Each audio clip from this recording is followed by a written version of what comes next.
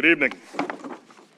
My name is John Mitchum. I am the chair of the Department of History at Duquesne University. And on behalf of the McAnulty College and Graduate School of Liberal Arts, it's my privilege to welcome you to the 54th Annual History Forum. The Forum is a department tradition that dates back to 1968, making it among the oldest academic lecture series at Duquesne.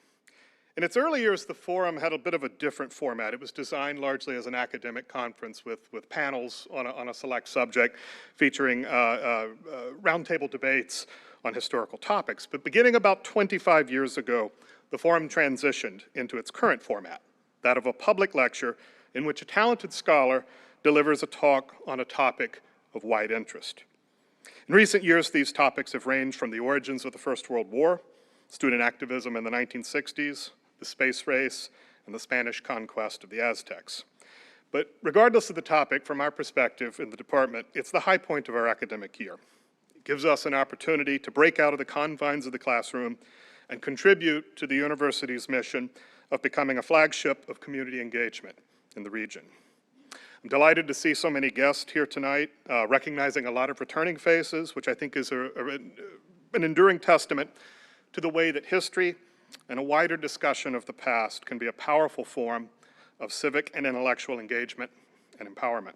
So for those attending their first History Forum, welcome. And for those seasoned veterans, it's great to see you back. The director of this year's History Forum is Dr. Jennifer Taylor. Dr. Taylor is an assistant professor who joined the department in the fall of 2017. Her field of interest is public history, with a particular focus on museums, commemoration, and early 20th century American history. She received her PhD from the University of South Carolina with a dissertation on the commemoration, rather contentious commemoration, questions surrounding the President Woodrow Wilson boyhood home. I think as so many of you in this room here will recognize, Dr. Taylor has a passion for public history, and in her relatively short time here at Duquesne, she's helped to make our program not just one of the strongest in the region, but one of the strongest in the nation. She's overseen the creation of a public history lab, helped to modernize our curriculum, spearheaded a new undergraduate certificate in public history, which is steadily growing, and is ensuring that our students are working in projects throughout the region with community partners. As the director of this year's forum, Dr. Taylor had the responsibility of selecting the theme, the speaker, and planning the logistics. And so on behalf of my colleagues in the Department of History, we'd like to thank Dr. Taylor for her service for this year's event. Please join me in welcoming to the stage Dr. Jennifer Taylor.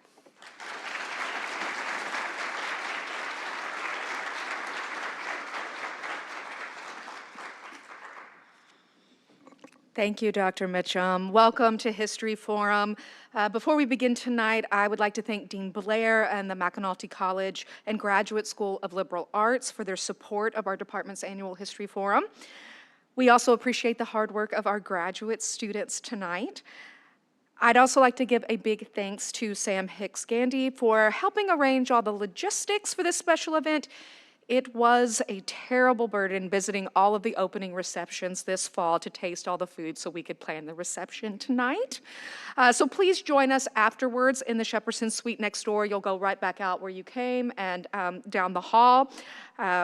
We'll have about 45 minutes of lecture from Dr. Clary, and then plenty of time for Q&A, and then the reception to follow. So we'll hope you'll be able to join us. You'll have plenty of time for the questions, and I think you're going to have many after our discussion tonight. Our museums were born out of the late 19th century and early 20th centuries at the height of Western imperialism, urbanization, and modernity.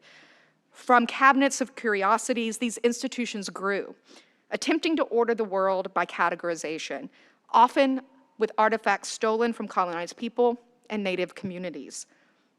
With a show of hands, we're public historians, so it's going to be interactive. With a show of hands, how many of you have seen the diorama lion attacking a dromedary, the two lions at the National Museum of, or at the Carnegie Natural Museum of History?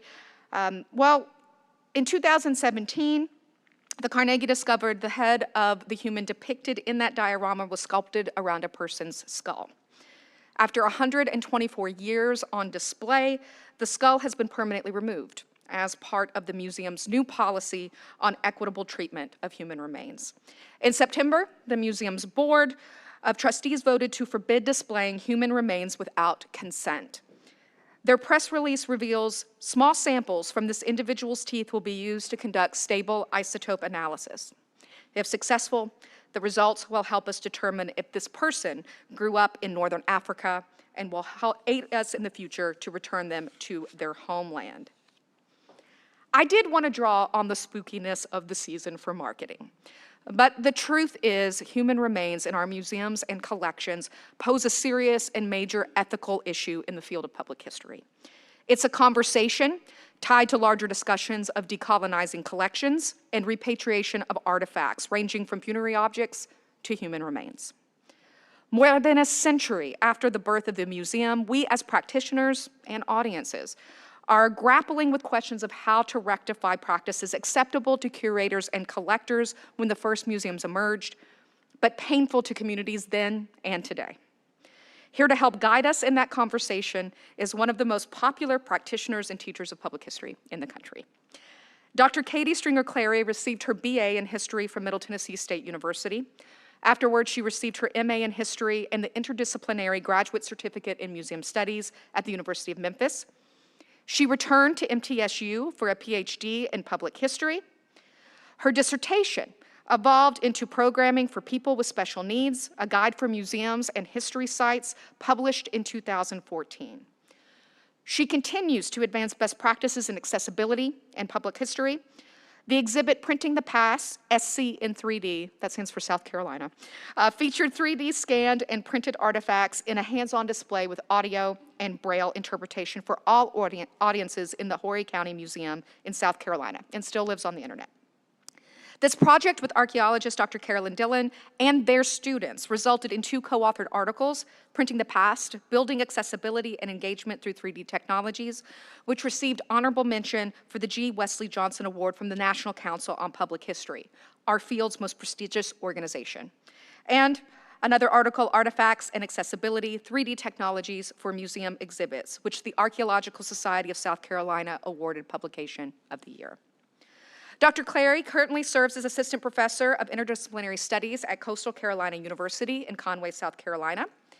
She researches the ethics and historical context of human remains in museums, dark tourism, and ghost tours at historic sites, and the role death plays broadly in the museum and public history worlds. She has shared her research widely, including in the UK. This year, she co-edited the Routledge Handbook of Museums, Heritage, and Death, which also includes 2 chapters she penned, Historical Context of Bodies, Display and Spectacle, and Haunted Houses and Horrific History, Ghost Tours at Historic House Museums. She has a few hardcover copies and discount flyers for the digital copy available tonight if you're interested. Most of Dr. Clary's work is community engagement. She and her students work closely with community organizations to preserve and interpret cultural heritage. This includes the Waccamaw Indian people who live in Horry County. Waccamaw Indian people, past, present, future, ran from 2021 to 2022 at the Horry County Museum and includes an online exhibit you can explore. The collaboration with the Waccamaw Indian people earned the Leadership in History Award of Excellence from the American Association of State and Local History and the National Award of Outstanding Public Archaeology Project from the Society of American Archaeology. Inspiring her students and her community, it should surprise none of us that Dr. Clary received the 2022 Eugene Asher Award for Distinguished Teaching from the American Historical Association. Pretty much the highest teaching award any faculty member can receive in our field. And maybe you remember Ripley's Museum allowing Kim Kardashian to wear Marilyn Monroe's dress to the Met Gala. Yeah, she wrote about that too. So, Dr. Clary maintains a strong social media presence where you can follow her public history adventures. And while you may come for her professional expertise, the shenanigans of her dog, Harry Clary, and Brutus, Cat Miss Frances, and the 11 chickens will keep you coming back for more. Please welcome Dr. Stringer Clary.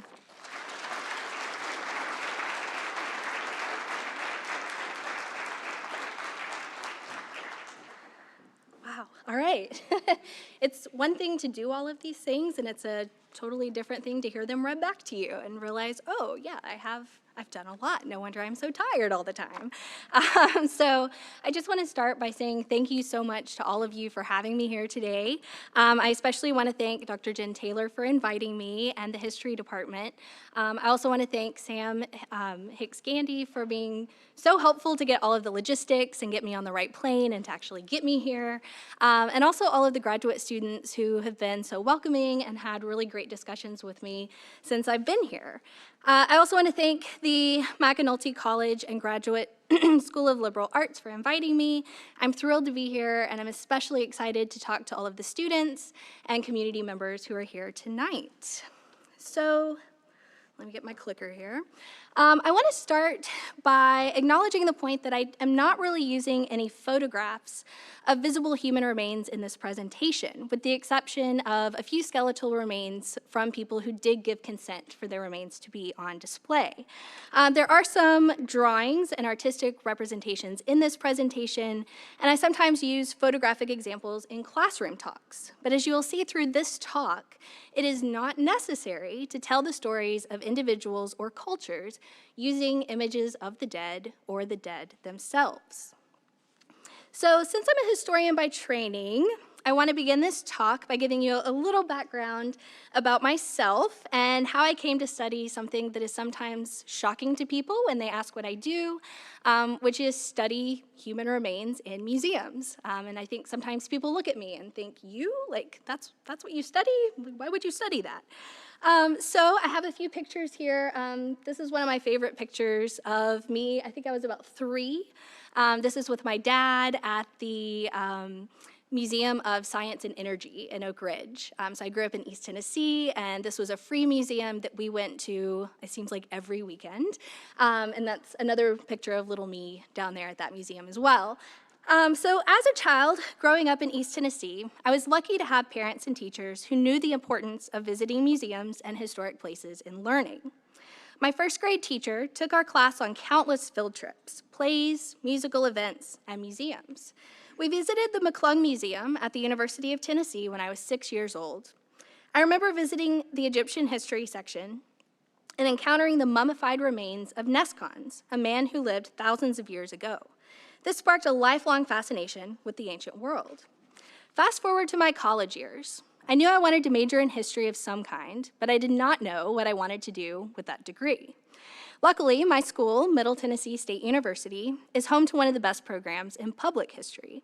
My senior year of college, I was able to take courses in public history, and I had an internship at a local historic house museum. This was it. I finally knew what I wanted to do with my life. I decided to continue my education with a master's degree, like Dr. Taylor said, at the University of Memphis. I chose U of M because they have a great Egyptology program. So I was able at U of M to study Egyptology across history, art history, and anthropology departments, which is just the perfect combination for anything cultural heritage and museums. So, needing to work while I studied, I accepted a job as a museum educator at the Pink Palace Natural and Cultural Museum. So I was spending my days alternating between learning about ancient Egyptian culture and teaching school children about local history. I added a museum studies certificate to my MA degree plan. My work in museums expanded, and I began work at the Chucalissa Museum and the National Civil Rights Museum, in addition to my studies and continuing work at the Pink Palace Museum. So I really wish I had that 23-year-old energy still. At Chucalissa, I worked mostly with Native American history and archaeology, and that's also where I had my first direct encounter with human remains that I'll share with you a little bit later. So after graduating with my MA, I decided Egyptology and learning 8 different languages was perhaps not my future. Museums were.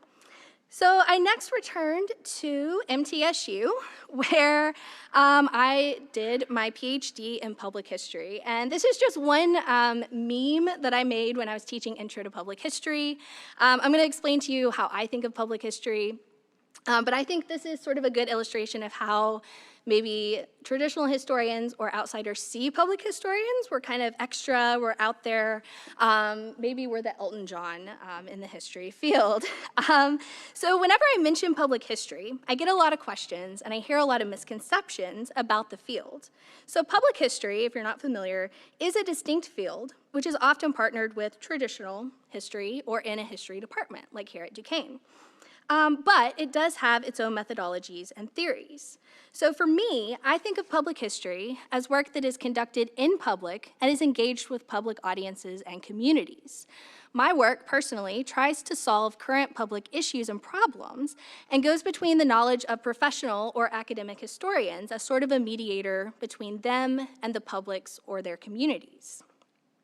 So in my PhD program, my concentration was museums, like we've already heard, and my research was in creating educational programs, especially for children with special needs at museums. And as I was putting together my dissertation, one of my advisors suggested that I look into the historical context as well, of course, because it's a history degree. So part of the historical background work that I did was on the history of how museums worked with people with special needs in the past, which historically was as exhibits, not as visitors.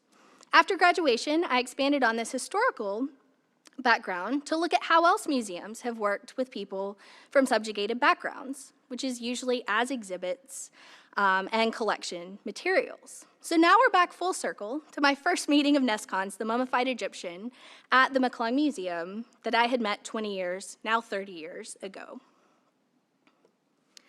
So to illustrate how this historical background and what I'm here to talk to you about tonight, which is bodies haunting museum collections, how these things connect, I'm going to give you a brief biography of the first human remains that I encountered in a museum, Nescon's, as I pieced it together over the years. So this is a picture of the McClung Museum as it was when I visited when I was 6 years old.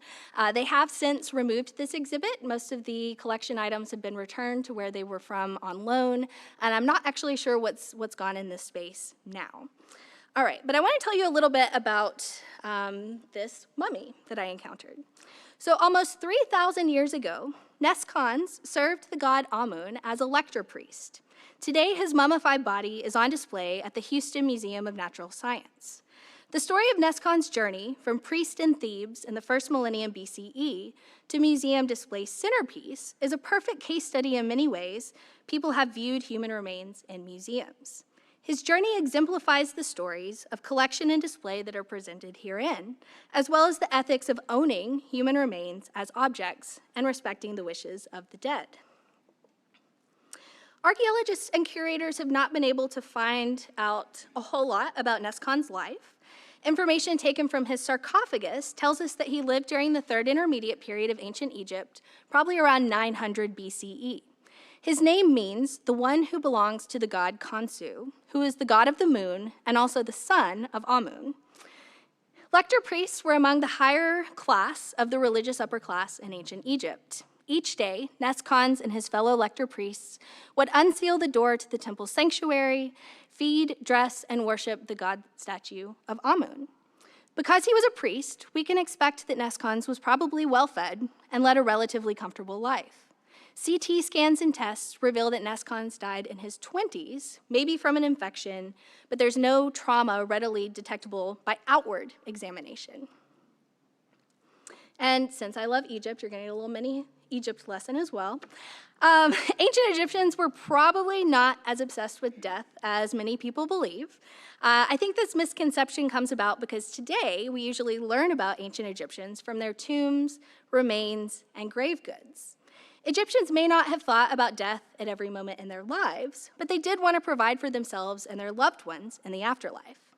For an individual to gain access to the next life, they had to undergo a transformation for their soul to be made whole in death so they could continue their work in the afterlife.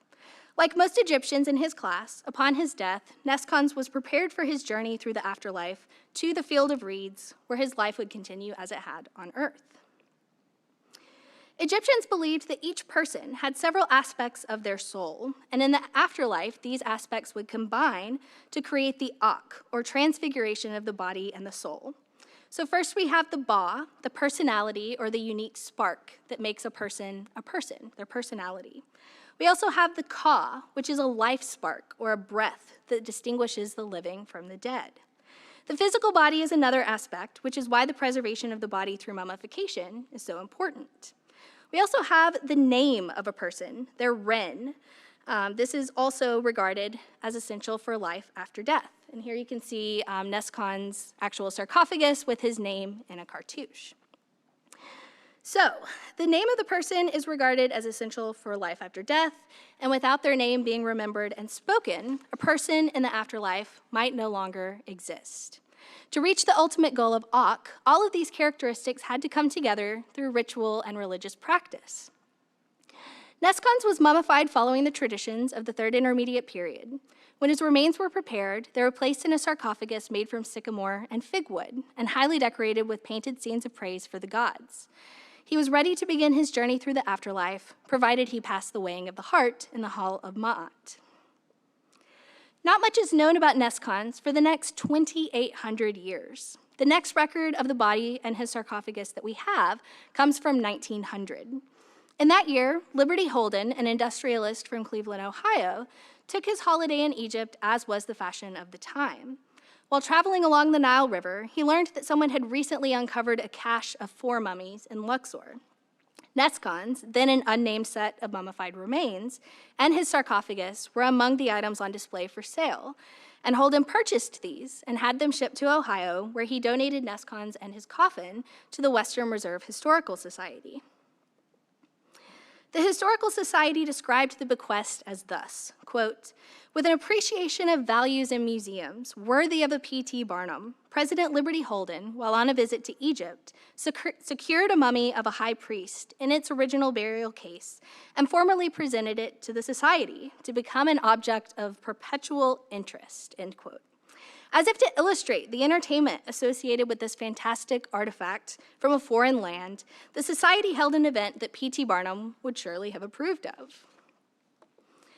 Upon the donation of the remains, the society held a public event to exhibit Nescons and to unwrap his remains. The event was advertised in the newspaper The Plain Dealer, with the writer encouraging people to attend the event, in which, quote, "The mummy will be taken from the sarcophagus, unwrapped before the audience, and then formally presented to the Historical Society," end quote. Journalists described an audience that filled the lecture hall to hear Holden recount his visit to Egypt and to view the unwrapping of Nescons. The article described, quote, "The face was uncovered before the audience and was exposed for the first time since burial some 3,500 years ago. The greatest of interest was shown in the uncovering of the face and examination of the rare specimen," end quote. This type of spectacle was popular at this time and served as an entertaining and sometimes nominally educational event to further intrigue people about the mysterious other culture from thousands of years ago. At the event, as Nescon's chest and head were uncovered, several amulets meant to protect and guide him in the afterlife were disturbed. After the spectacle of his remains at the event, Nescons was placed on display at the Historical Society for the next half century. He proved to be one of the most popular exhibits at the museum during this time. By 1937, the Western Reserve Historical Society was using technology to learn more about Nescons and his remains, his life, and his death. So these are just a few examples of some of the newspaper articles I found. And you'll see this, this other name, which I don't think you can even pronounce, Othta, which is a made-up name that somebody named this person. So they brought in someone who claimed to be an expert, and they said, this is their name. It's completely made up. Now we have people who have been able to translate and actually find out what his name was. So that's, if you see that, that's what that is. So the front page of the Plain Dealer described how an X-ray machine was brought to the museum to try to discover Nescon's cause of death. The X-ray revealed a compound fracture of his leg, which may have been the source of an infection. The doctor on hand praised the skull shape of Nescons, calling to mind pseudoscience and phrenology, describing how beautiful he may have been in life, with, quote, curly henna eyelashes and eyebrows, and also shapely legs, end quote. By the 1980s, we find Nescons at a new exhibit, Dead Men Do Tell Tales, at the Cleveland Health Education Museum. The author of a newspaper story about the exhibit describes the opening, quote, "Already serenely in place in tattered silk, in the gallery was Jed," another name of Nescon's, a 3,000-year-old mummy that may be in death the liveliest topic of the entire exhibit, end quote. The journalist further explains that, quote, "Aside from Jed, mummies are not easy to come by, and their owners aren't anxious to loan them out. An opportunity to obtain one vanished when a janitor, mistaking it for a pile of rags, trashed it," end quote. From Ohio, Nescons traveled on loan to where I first encountered him at the McClung Museum at the University of Tennessee from 1991 until 2006, when the Western Historical Society recalled the loan and placed the mummy on sarcophagus on auction at Christie's in New York. In December of 2006, Nescon sold for $1,136,000, which is about $1.7 million today, and he was acquired by the Marin Gallery in Manhattan in New York. From there, he was purchased for an undisclosed amount. In 2012, a private collector had Nescon's body tested and scanned using CT technologies to see underneath his wrappings before he was sent to the Museum of Fine Arts in Houston. In 2013, he arrived at the Houston Museum of Natural Science in Texas, where he is still on display today at their Hall of Ancient Egypt. So all of this seems to indicate that Nescon's name, or his Ren, has been remembered through the last 200 years, since his tomb was disturbed and his physical body has been maintained. But at what cost? He's removed from his tomb, his grave goods, even some of his other body parts that are still, presumably, in canopic jars somewhere in Egypt. He's on display in the United States, over 6,000 miles away from his homeland. Nescon's journey is just one example of countless Egyptian individuals who have traveled the world after their life on Earth has ended. Egyptomania in Europe and North America influenced fashion, arts, advertising, and leisure, but it also served to standardize the exhibition of human remains from other cultures and museums, though such collection began much earlier, in at least the 16th century, with cabinets of curiosities and the first major museums in Europe. So this talk follows the stories of individuals from all over the world to the collection where they are either currently displayed or housed, or through their repatriation process. These stories exemplify how their acquisition and subsequent display influences museums today through visitor interactions, education, and museums' relationships with local communities, stakeholders, and I argue most importantly, descendant communities. As museums confront their colonial and often unethical pasts, bodies and remains are at the forefront of most discussion as the tangible, personal, and emotional touchstones of human experience. My research is focused on the individuals who contributed, willing or not, their bodies to museums. I use museum and collector records, provenance of remains, and also current public history research and field practices and methodologies to try to tell these stories. I argue that the way human remains were originally collected and displayed continues to impact the way museums interact with visitors and the way that they present the past to a modern audience. It also informs how they confront, or not, colonial histories and present themselves to stakeholders and also work with descendant communities, or more often not. So defining what makes a person a human is definitely a question too big for this talk, but I do want to describe how my studies define human remains. That's a much easier task. So answering this question might seem simple at first. Human remains are the corporeal, bodily remnants of people, the stuff left behind after death. Skeletons, bones, cremated remains, mummies, shrunken heads, plastinated remains might immediately spring to mind. However, there are also other examples that are not quite so obvious, such as items made from skin or bone that were used in rituals or daily life, hair used in jewelry or in wreaths, especially at historic house museums, and also prosthetics. So sometimes we have items of human remains in museums that are hidden. So like we heard from Dr. Taylor at the Carnegie Museum of Natural History here in Pittsburgh, during restoration, an X-ray showed that the skull and the teeth in the diorama were actually the base for the sculptor to build that diorama, the sort of racist caricature of a diorama figure. So I think it's interesting that just this month in this town, we have one of these news stories, because I read these news stories, it seems like every single day. There's some news story coming out. So this was exciting to have this happen while I'm here. Another example that sometimes people don't think about or don't like to think about is cellular material or DNA. Other genetic material is also a part of a human that's left behind after death. And since the 9/11 Memorial and Museum in New York City opened, it's been met by protest by family members of individuals who died on September 11th, 2001. The museum contains exhibits and interpretation of the events of that day, but deep within the museum, not open to the public, there's a facility that preserves the human remains of unidentified victims. J.D. Aronson's 2016 book, Who Owns the Dead, explains that the remains of over 1,000 people are still unidentified, and some of those are held in the 9/11 museum. The room where the bodies are stored is open only to medical examiner staff. It's not open to the public. It's not a part of the museum. However, many families disagree that remains should be held in the museum at all. For many researchers, the question becomes, are these remains objects? Philosophically, one could argue that people are just objects. However, many people see their bodies and those of others as something more than just an object, even after death.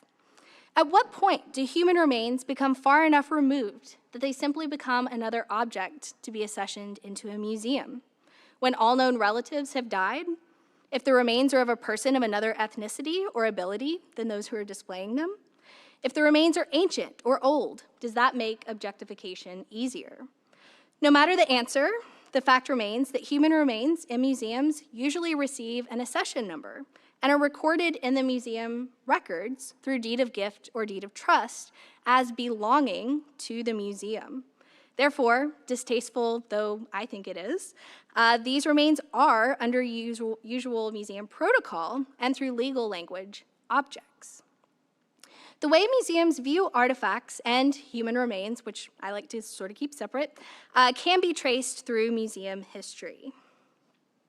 So many of the major museums in Europe, and even here in the US, the esteemed Smithsonian Institute, began as haphazard collections of interesting items or cabinets of curiosities. The collections often served as the foundational collections of museums still in existence today, such as the Ashmolean Museum at Oxford, and the Smithsonian, and countless other museums around the world. Today, many of these museums hold human remains in their collections or on display with little to no legal or ethical guidelines to reference. In some cases, the history of human bodies on display can be traced to the sideshows and world fairs of the 19th century. Even though many museums today like to view themselves as far removed from the spectacle and exploitation of people, living and dead, the roots of these displays provide an important context for institutions today. The tradition of museums as entertainment palaces is something modern museums must still attempt to reconcile with their continual display of bodies. I now want to examine the spectacle of some of the earliest displays, their acquisitions, and the fates of some of the people from those exhibits, as well as how this connects back to our main topic at hand, museums. From the 1800s through the 1900s, with some modern examples still persisting, like Ripley's, dime museums, traveling exhibits, and other predecessors to the traditional museum displayed living people who were considered different in some way.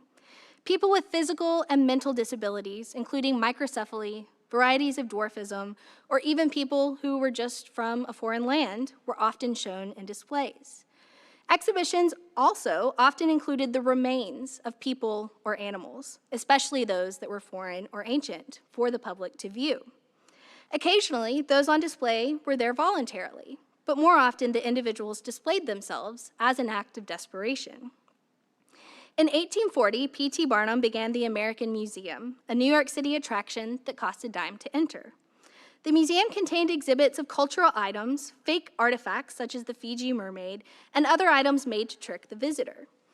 The museum was also home to people, including General Tom Thumb, a person with dwarfism, a person who is known as the What Is It, who had microcephaly, and many other living curiosities.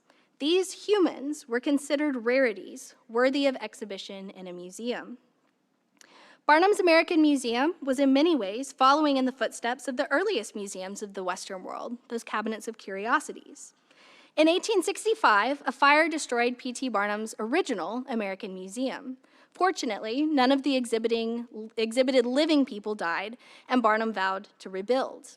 When the rebuilt museum burned again in 1868, Barnum took his show on the road in the founding of one of America's most famous traveling circuses and sideshows. Soon after, other entrepreneurial businessmen organized traveling exhibitions based on Barnum's model. The shows, which often displayed people, were advertised as educational and scientific, and they became the ubiquitous traveling circus sideshow. In some cases, those who were living displays or seen as curiosities in these shows became exhibits or even accessioned museum collection objects in professional, traditional museums. Some of the most famous cases of such displays are those of Julia Pastrana, who traveled the world in life as a performer and also in death as a display until her repatriation and reburial in 2013. Ishii, who lived and worked and was collected by the Hearst Museum until 1989 and the Smithsonian Museum until 2000, and I'll explain that in a little bit. We also have Sartje Bartman from South Africa, who was kept at the French Natural History Museum and later the Museum of Man until 1970. And against his well-known wishes to be buried at sea, Charles Byrne was displayed at the Hunterian Museum in London until earlier this year, though he is still held in their collections and not buried at sea. These are only a few examples, and countless remains are still on display or in collections at museums and repositories around the world, collections that are particularly populated by indigenous people. Collectively, bodies displayed in life in freak shows, at dime museums, or in World's Fair exhibitions illustrate the roots of museum history. In addition to the traveling sideshow, World's Fairs and expositions grew in popularity around this time as well. The Centennial Exhibition in Philadelphia was the first major exposition in the US in 1876. The fair included one of the first displays of Native American artifacts for the general public, in conjunction with the Smithsonian Institute. The curators were instructed not to include live people in their display. This would be the last exhibition to de-emphasize the display of people as exhibits at an American exposition. The Chicago World's Columbian Exposition of 1893 is well known for many reasons, including its massive architectural undertaking, the use of electric lights, and the murders of H.H. Holmes during the exhibition. However, it's also famous for its displays of living people in so-called ethnic villages at the fair. The fair included an extensive list of living exhibitions. German, Austrian, Irish, Chinese, and even Egypt were some of the cultures on display, just to name a few. The exhibitions were stereotypical depictions of life in these foreign places for the entertainment of visitors to the exhibition. Displaying living humans at World Expos became commonplace after the Chicago World's Fair, and countless others were displayed at other exhibitions around the world. I know the connection between fairs and museums and freak shows and museums may seem tenuous, but they all served as educational opportunities for the general public. G. Brown Goode was one of the 19th century's biggest names in exhibitions. He was interested in fairs and museums and their ability to connect humans to their past, present, and a variety of cultures. He clearly saw the connection between these two exhibitionary practices. The public surely did as well. And an example of how this type of exhibition translated to the museum world is the case of Ishii, who I mentioned earlier, at the Hearst Museum of Anthropology at the University of California in Berkeley in 1911. Ishi was known at the museum as, quote, the last wild Indian, end quote, and he was the last known survivor of his tribe, the Yahi people. Anthropologists took Ishi to Berkeley, where they studied him and where he worked as a janitor at the museum where he lived. People visited him at the museum where he lived and worked as if he were a living display. Upon his death, his remains were cremated and returned to a closely related tribe for burial. It was only discovered in the year 2000 that his brain had been removed and autopsied and sent across the country to the Smithsonian warehouse. It has since been repatriated as well. The connection between human zoos and exhibits, freak shows, and the traditional museum is perhaps not as distant as people might want to believe. In research museums and university, the study of skulls and foreign cultures facilitated the acquisition of various human remains, from bones and cremated remains to shrunken heads and war-dead trophies. Sam Redman, who is the author of Bone Rooms, estimates that the Smithsonian Institute alone holds the remains of over 30,000 individuals in the Smithsonian Institute. If you've ever visited a large national museum or even a medium-sized regional museum, chances are you have encountered some type of human remains at that museum. In my own time working at a variety of different museums and historical organizations, I encountered everything from NAGPRA-protected human remains, Ecuadorian sansas or shrunken heads, and even a white woman's long braid of hair that was kept in the museum collection, as well as lots of other everyday items that were made from different parts of human remains. Most museums of a certain age, such as the Charleston Museum in South Carolina, proudly exclaim an Egyptian mummy on display or in storage. The Charleston Museum mummy is one of the biggest attractions, with TripAdvisor reviews exclaiming, "We went for the mummy and it didn't disappoint, and the mummy was awesome."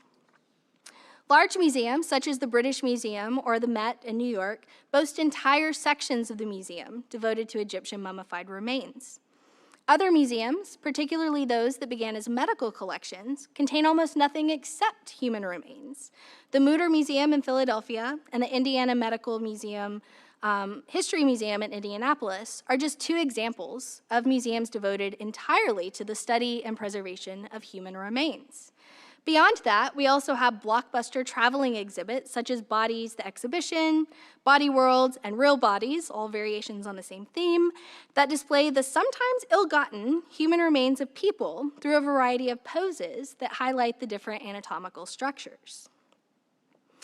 Even today, people are still interested in seeing the macabre, the taboo, or the different in so-called respectable museums, even as they were in past centuries. We all have sort of an innate curiosity about these things. But many of the exhibits that we still have today still display human remains. While some of these exhibitions are arguably more scientific and educational than the freak shows of the past, the exhibits often do exploit the bodies of human beings, just as sideshows did. It is also important to remember who is on display and who is not. Dan Hicks, curator of the Pitt Rivers Museum at Oxford in the UK, is the author of 2022's British Museums. The book is a look at the colonialist history of some of the biggest museums in the world and the obligation that museums have to face this fact. He says, quote, "Museums are devices for extending events across time, extending, repeating, and intensifying violence," end quote. He argues that museums have been used as, and are still, weapons. Though his focus is largely on the Benin bronze artifacts, the connections that people have to human remains is often even more powerful or as powerful as sacred objects or everyday items that are in museums. Colonial violence and the ongoing holding of these remains and artifacts of importance to cultural groups is particularly felt amongst those groups who have been historically subjugated or exploited and in many ways still are.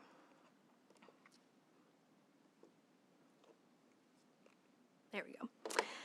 So there aren't really any laws that govern museums and human remains, which is always shocking to my students when we talk about this.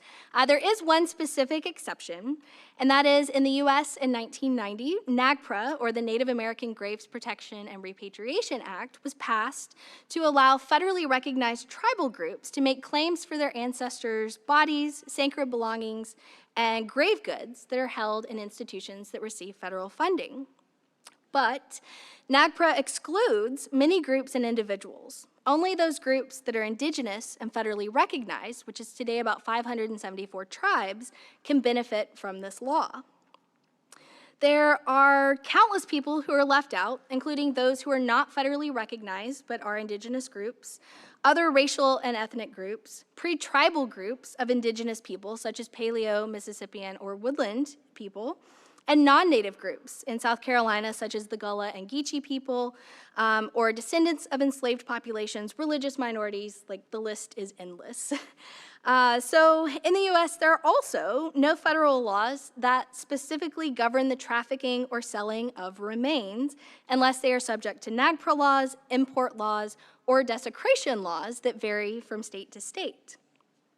In the absence of laws, there are some ethical guidelines for museums, and museums sometimes have their own policies, but often they are inadequate. So I have up here something from the International Council of Museums. This is all they have about human remains. And then from the American Alliance of Museums, this is the only sentence they have about the ethics of human remains in museums. So there's not a whole lot of guidance for people to go off of.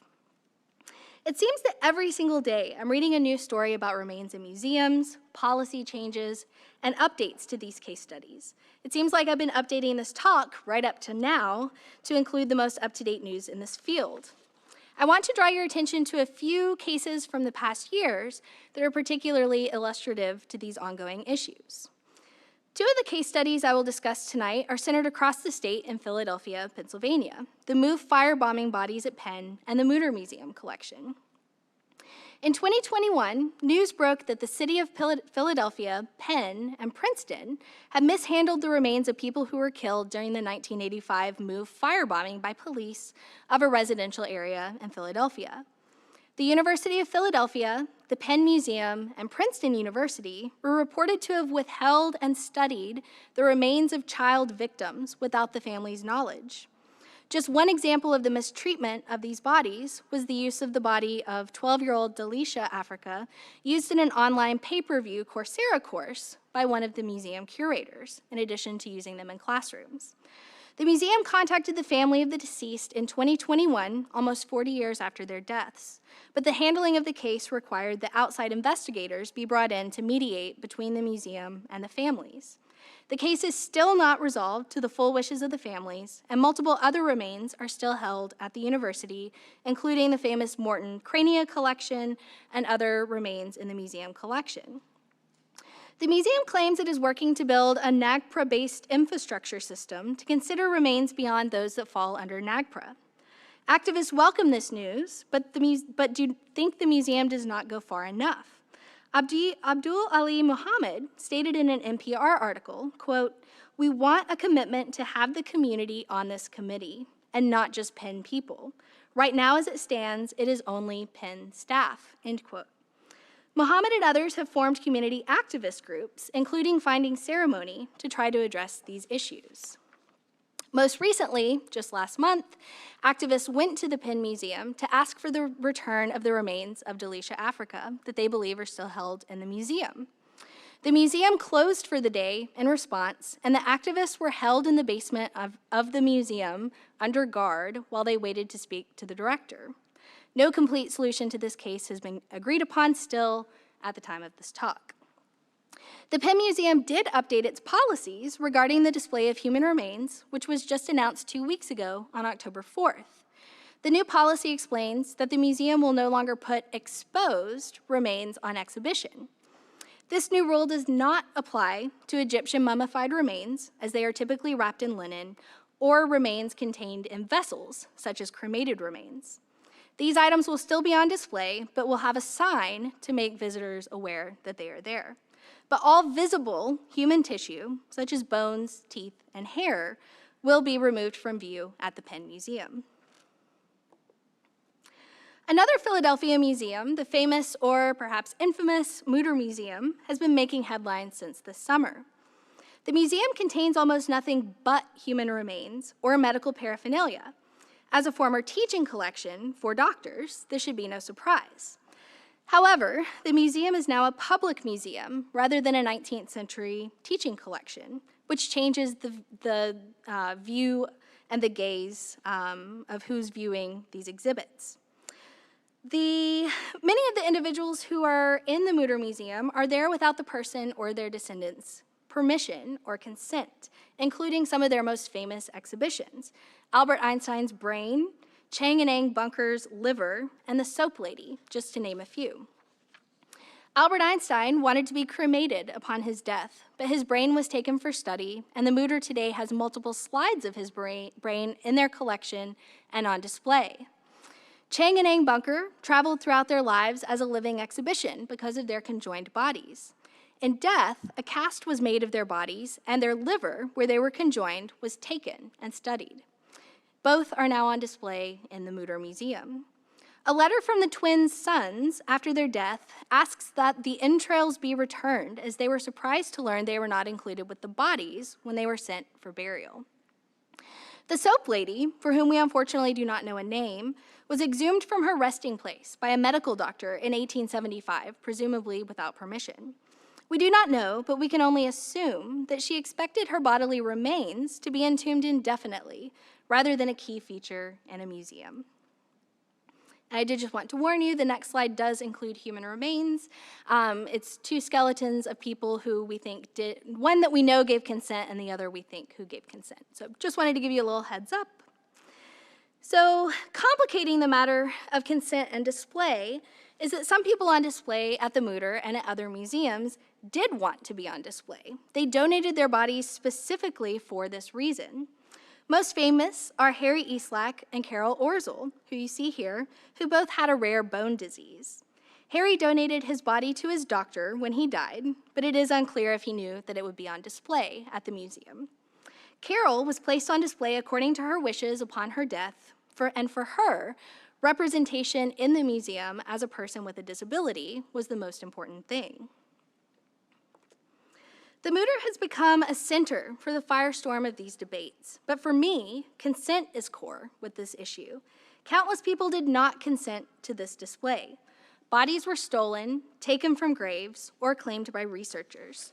Museums have an obligation to tell these stories, but they do not, and no one should have, the right to a person's body without permission, and especially not if there is explicit reason to believe display or collection goes directly against the wishes of that person or their descendants. For Native Americans, the holes in NAGPRA and gaps in communication with descendant groups have become more apparent in two specific cases: the Harvard University repatriation of hair, and at the C.H. Nash Museum at Chucalissa in Memphis, where I worked in graduate school. So late last year, Harvard's Peabody Museum claimed that NAGPRA laws did not apply to their collection of hair clippings taken from Native American children attending boarding schools.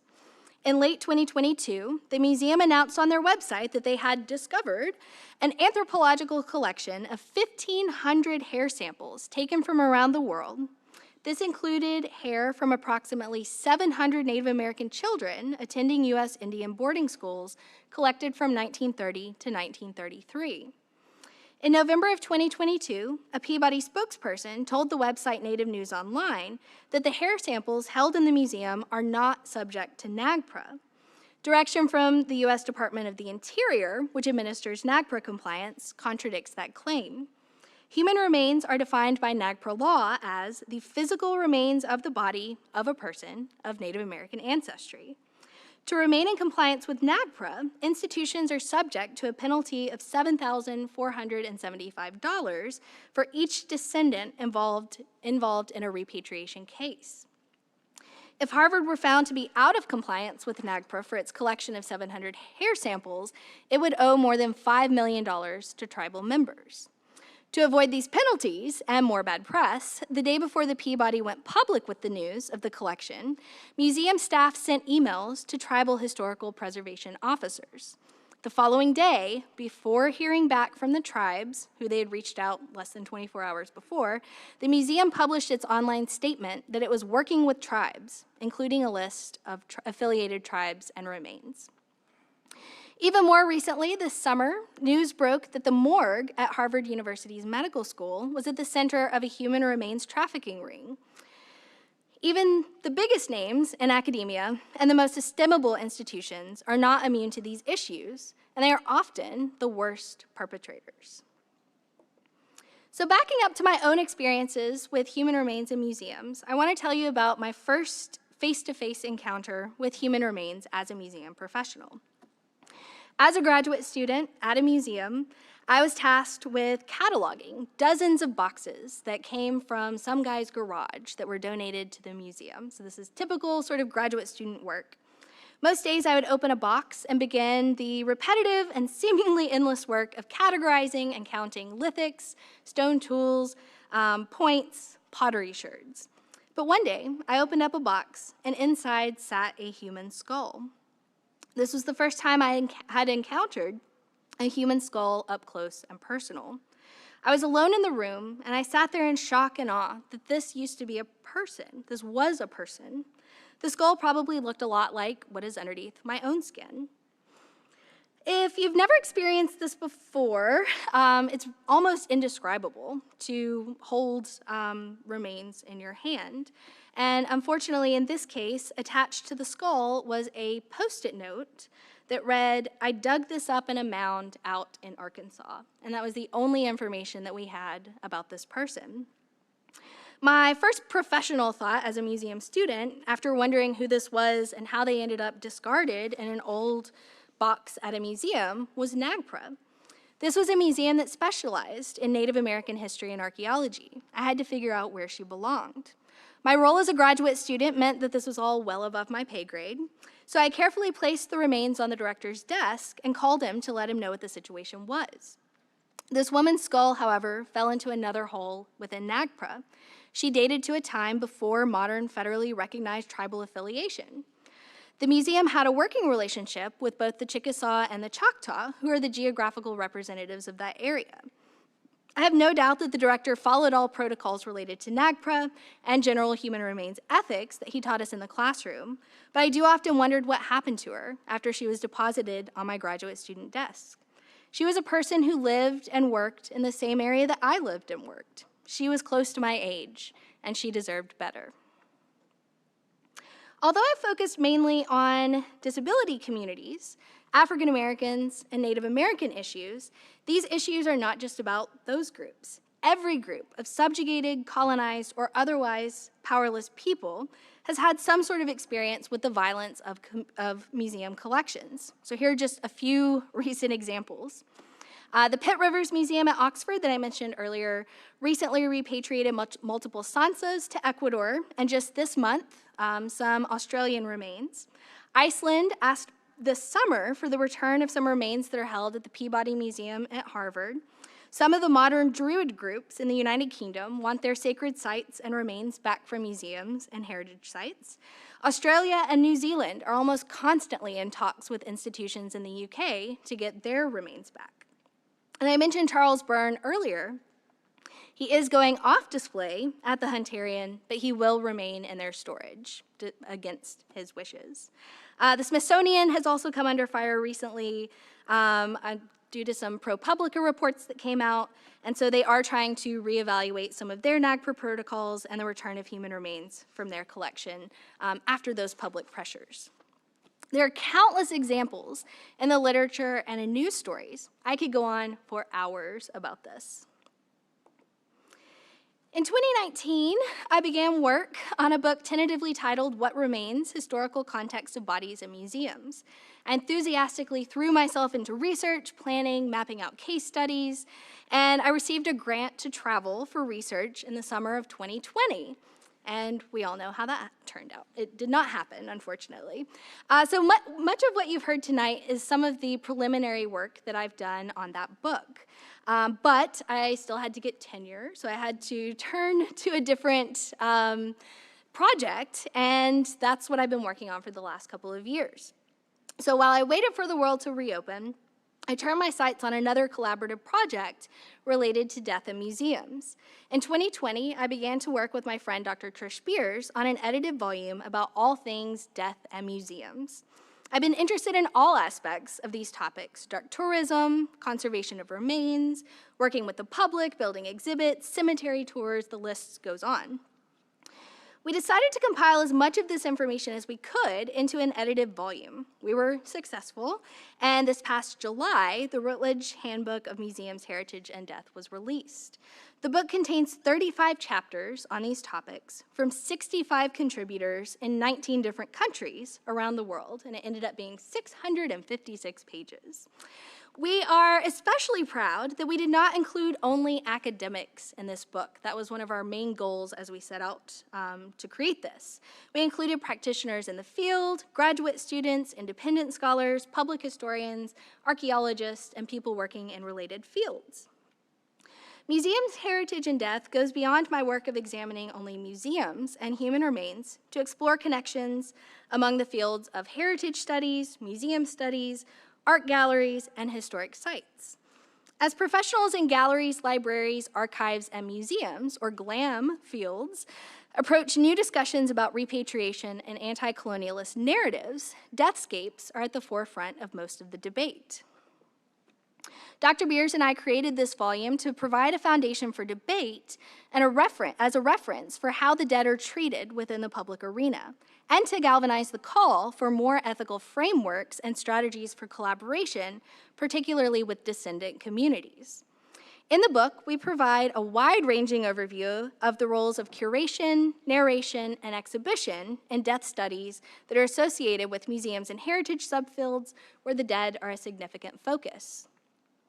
The main objectives of the book are to explore the relationship death studies and death work has within the museum and heritage fields to support the inclusion of death narratives for the public benefit, to understand how practitioners and professionals work with human remains collections, ethical issues, and display choices for exhibitions, to establish new models for curatorial and exhibition design in line with decolonial practice, to raise awareness of current issues faced by stewards of heritage sites related to death tourism and the challenges that they face when dealing with public interests.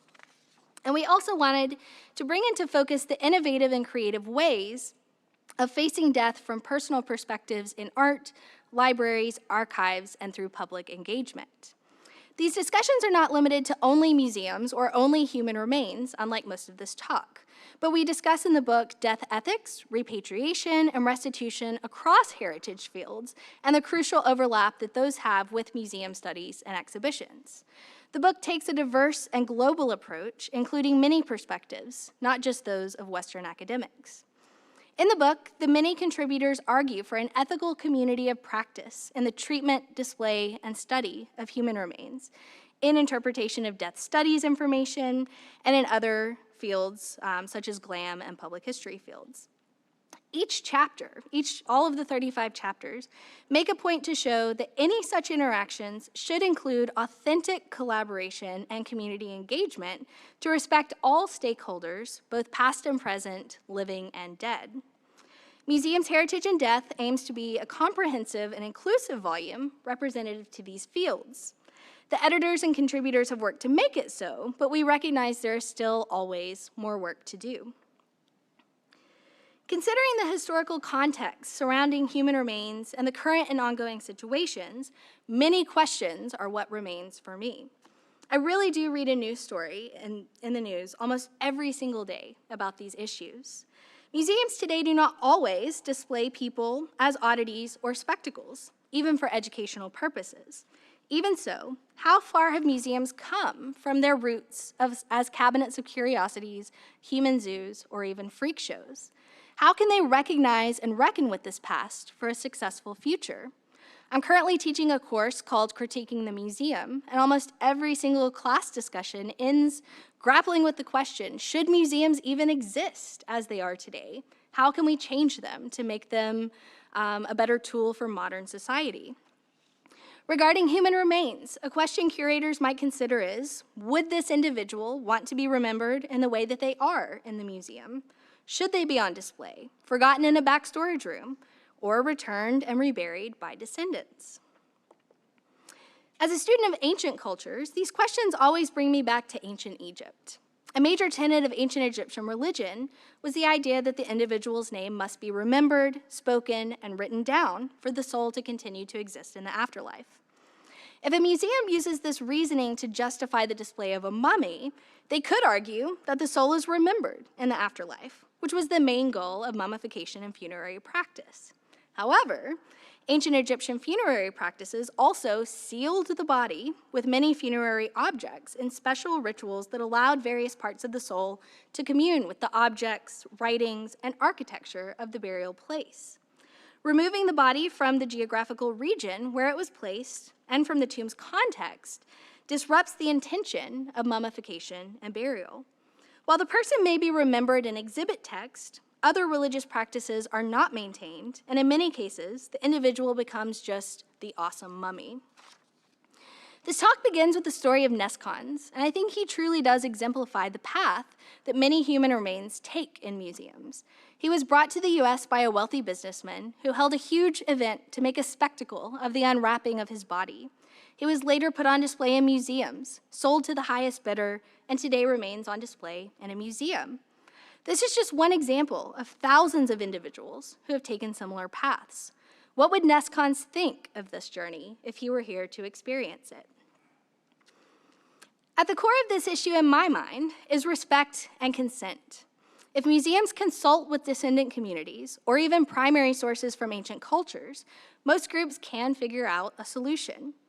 I do not necessarily advocate that every human remain in museums should be repatriated or reburied or otherwise disposed of. There are many reasons for this that we can get into in the Q&A. However, often, repatriation and reburial are the right thing to do.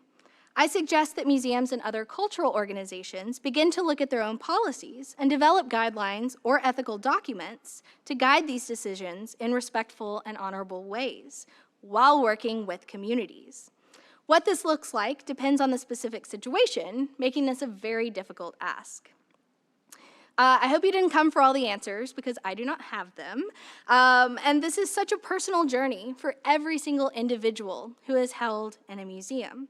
But for me, I think the first step in reconciliation is recognizing the humanity of the remains, even ancient or unidentified remains. These used to be, and still are, people. Next, I think talking with descendant groups and community stakeholders and engaging in authentic collaboration, not lip service, is the next step. This might often include repatriation of bodies that museums have held onto for centuries. We can only move forward if we confront the past honestly and openly and seek meaningful solutions and reconciliation. Thank you.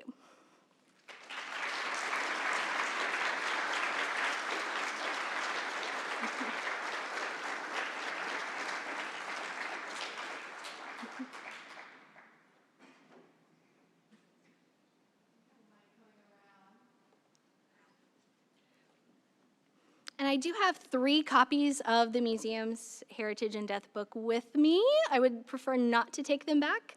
I am selling them for 30% off. So if you would like to get one, see me afterwards. We'll work something out. I do also have a coupon code for the book if you'd like to order it. The ebook is much more affordable. You can get it on Amazon, or you can get it through Routledge, and I have a coupon code for that as well. And I have some flyers as well to pass out. All right, we've got about 15 minutes for questions. If you have a question, please raise your hand, and one of our graduate students will come to you. Keep in mind, we've got a number of people that are watching at home, and they will not be able to hear you if you do not use the microphone, as well as we might not be able to hear you in this room, so please do use the microphone.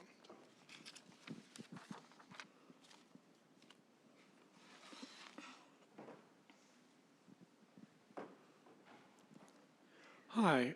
Oh, geez. My question was, what do you think is the biggest factor that allows the common museum goer to separate these human body parts into common objects? We can think of a variation of racial ethnicity, language barrier, or just time alone enough has passed. But what would you say is the biggest allowance for this? That's a great question. I think a lot of times it is time, and that separation of time, because I think Egyptian mummies especially, people see as objects. There's something about mummies that's very different than maybe a skeleton or a bog body.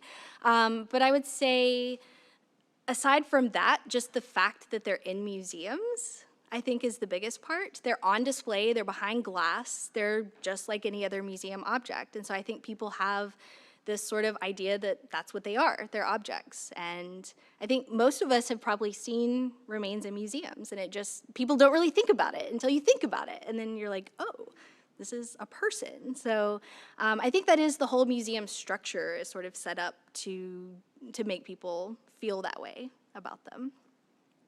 Thank you. Hi. When it comes to human remains that have no living descendants or any person next of kin who could give consent for that body, what's like the best next step for repatriation, for example? Does it go to like the state level, or is it based on like closest semblance of what those remains are? Yeah, that's also a good question that does not have a good answer. I think with all repatriation, that is something that museums struggle with. So I think the biggest repatriation case that most people are familiar with is the Parthenon marbles that are in the British Museum. And I think some of the arguments that have been used there are Greeks today are not the same Greeks of the ancient world. And so when we have things that change over time, governments change, borders change all the time, it makes it really, really tricky. So I think in those cases, like with Ishi that I talked about, his tribe was gone. He was the last. And so they repatriated him to the closest living descendants. So I think that's a possibility. At Chucalissa, I mentioned, that's a Mississippian site, and so Choctaw, Chickasaw, Quapaw didn't exist yet. There were lots of different groups that traveled around, but working with those modern groups is the next best solution. So I think there are ways to do that. It does get very political, especially dealing with tribal groups in particular, but with even ancient civilizations, I think look at primary sources. Like I was mentioning with the Egyptians, like we know they wouldn't have probably wanted this. So I think there's lots of ways to think about this. And even if you don't have next of kin, you might still have those descendants in that geographical region. So even just that area. So again, Egypt. Modern Egyptians are not ancient Egyptians. They don't practice the same religion that ancient Egyptians do, but I know a lot of them do have that connection to the land and to the place, and so a lot of people do want them to come back. So, thank you. When you were when you were talking about the guy at the beginning when he took his trip to Egypt and everything, did anyone like really question him or anything, or like during the, I guess, unwrapping of the mummy, did anyone like say anything at all? Not in anything that I could find. And this was common. Like mummy unwrapping parties were a thing in the Victorian age. That was, if you were wealthy and you could go on your trip around the world when you turned 20, you would go to Egypt and you would bring stuff back. And a lot of people brought back mummies. That's how a lot of the mummies here in the US got here, was just wealthy people on vacation. So I can't find any evidence that anyone thought this was weird. It was just pretty common. So I'm sure there were people who were like, this is kind of messed up, but I don't have evidence of that. Generally speaking, what's the game plan for when these remains are damaged or are even missing when they're being examined? So if they're damaged, what do you do with them? Yeah. I don't actually know. I've never heard of like specific examples of that. I would say probably because museums don't talk about it. So I'm sure it happens, but I can't think of a case off the top of my head where I know that that's happened, but it's just kind of fix it and do the best that you can and maybe don't tell anybody, unfortunately.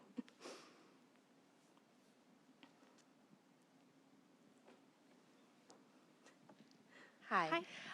In cases like Charles Byrne, what is the museum's argument for going against what they wish for? I don't know. I don't know exactly. I think in a lot of these cases, with most repatriation cases, museums think that we own this, right? We got it, how we got it, and it's ours. Like, we've accessioned it into our collection, it's ours. I think even just getting him off of display is unfortunately a big win, because we've known, like, he knew that this was going to happen. There's documentation that he told his friends before he died, make sure that Dr. Hunter doesn't get my body because he's going to put me on display. He said, bury me at sea in a lead coffin so that nobody can get me. And his body was intercepted on the way, and now he's in the museum. So, yeah, I don't think they're good arguments, but museums have arguments for why they hold on to these, and it usually comes back to that sort of ownership idea, unfortunately, and colonial power structures. Back to when you were talking about the museums in Philly, and the one specifically that you said used to be one just for like medical professionals and doctors to go into, but it became an issue of public history when it became, public. What are the limitations for those medical museums where human remains are up on display? Yeah, that's a hard one, because I do think that was not the intention for these remains. I have a friend who works at the Royal College of Surgeons in Edinburgh, and she gives amazing public talks. You can find her online. Her name is Kat Irving, and she's really focused on bringing back the humanity of these people and like talking about them as people and not medical specimens. And I think something does change when these go from being educational tools for doctors, which doesn't excuse grave robbing and taking people's bodies, but I think it is different when they're now open to the public. And so I don't know if there's a way to govern that. I do know that the Mutter is part of the reason the Mutter Museum is under so much controversy right now is because I think they're trying to be more ethical in some of their approaches, and some community members want it to stay how it's been because they see sort of a connection to the people who are on display there. So I know that they do have some NAGPRA situations they're trying to deal with, and some other people who we know didn't consent. There's also some issues where some of the people who were on display were living donors. So maybe they gave like a lung or something while they were alive, and so it's not, a dead human remain. So I think the way the Mutter I think they're trying to move in a better direction of not showing this as kind of a spectacle. They don't allow photography in the museum, which I think is always a first step, just not letting people take selfies. You see all sorts of horrible things, people taking selfies with remains.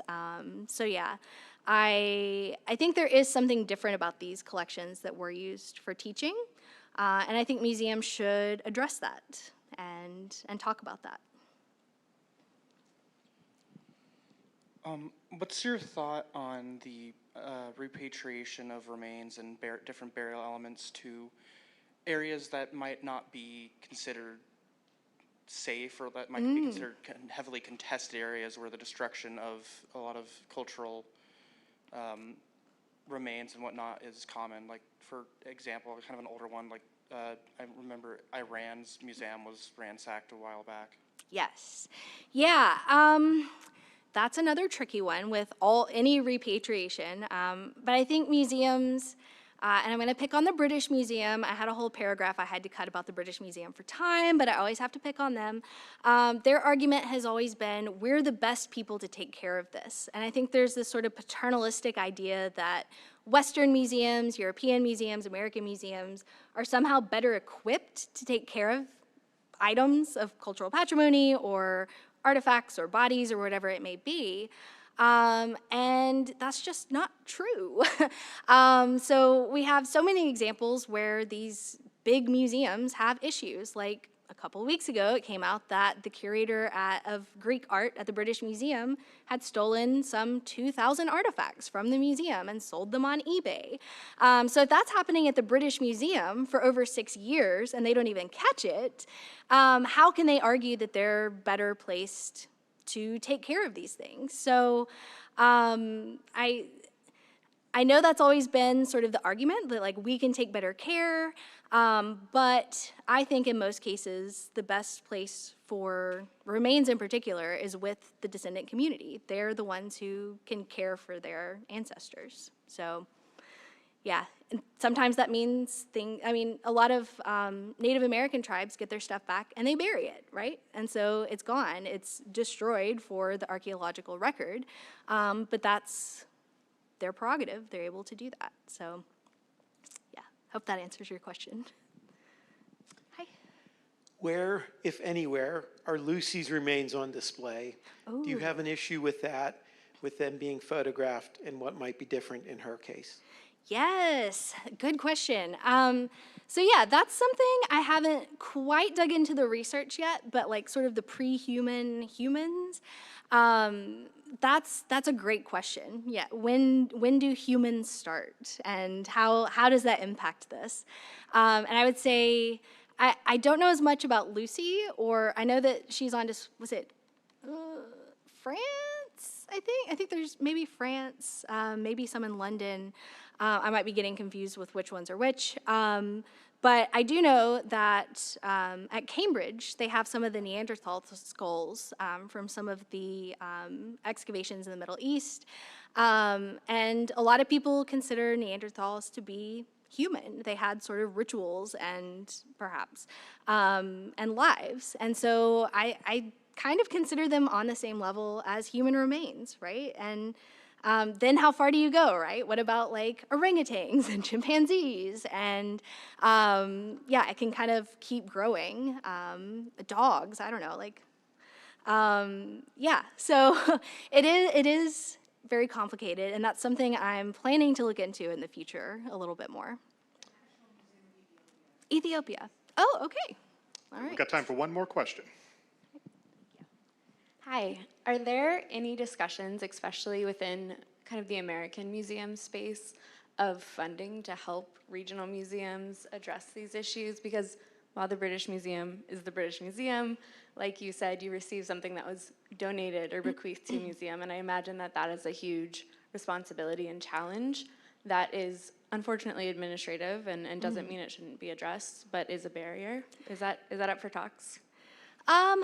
There is some funding specifically for NAGPRA, I believe, that museums can apply for to do that sort of study. And I love NAGPRA. I think it's great. It's a great first step, but it's got a lot of holes in it. And so, yeah, I think that really is one of the biggest barriers is museums just don't know what they have. And I mean, the British Museum lost thousands of artifacts and didn't even know it. And I think this happens at most museums. Like museums don't get funding. They don't have staff. They don't have enough people to do everyday things, let alone go through and catalog every single thing in museums. So I think, yeah, funding and having people actually go through the collections and figure out what's there is definitely the first step. If people want to fund something, that's where I think it should go. But we've also got to pay people to work. So it's definitely tough.